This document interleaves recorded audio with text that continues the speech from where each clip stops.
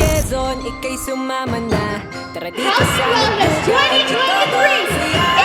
Humiyaw, sumayaw, at tumagay.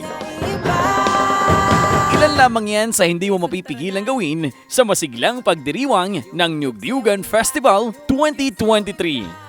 Ayon kay Governor Dr. Helen Tan, pangunahing layunin ng festival ngayong taon ay mabigyang prioridad ang kagalingan at kasipagan ng mga magniniyog sa Quezon.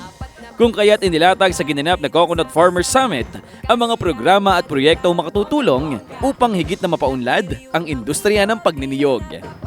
Handog din sa mga magniniyog ang pakikipagtagisan ng bilis, galing at diskarte sa Coco Olympics Championship Rounds.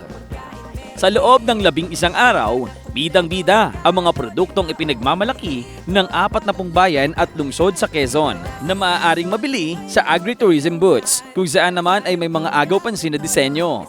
Hindi napigilang dagsain ang Tagayan booth dahil matutunghayan dito ang tradisyonal na sayaw at ritual ng pagtatagay. Kinoronahan naman bilang binibining Nugdiugan 2023 si Juliana Martinez mula sa bayan ng Pagbilao at kaunahang ginoong Nugdiugan si Christian Ariola mula sa bayan ng Real.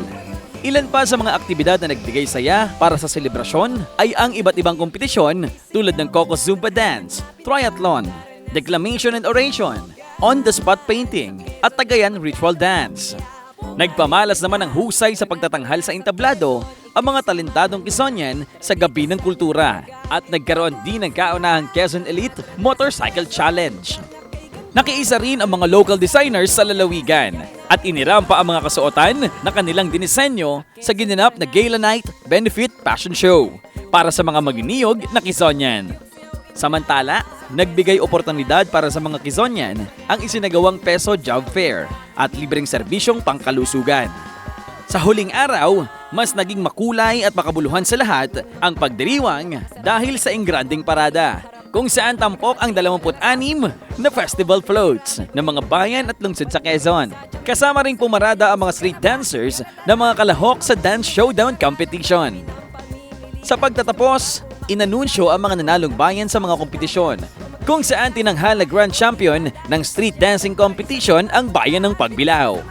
Nang ibabaw naman ang magarbong disenyo ng General Luna at itinanghal na Best Float. Sa booth category ay nagwagi bilang Best Booth ang bayan ng Real. Ang titulong overall champion ng Nugdiugan Festival 2023 ay matagumpay na nakuha ng bayan ng Pagbilao, kung saan matatanggap nila ang premyong 5 million pesos worth of project. Bukod sa kaganapan sa Nugdiugan Festival 2023, nag-alay ng misa at bulaklak ang bawat tanggapan ng pamahalaang panlalawigan sa bantayog ni dating Pangulong Manuel Luis Quezon upang gunitain ang kanyang ika-100 at 45 taon ng kapanganakan. Ako, si Dave Parine, nagbabalita para sa Kapitolyo.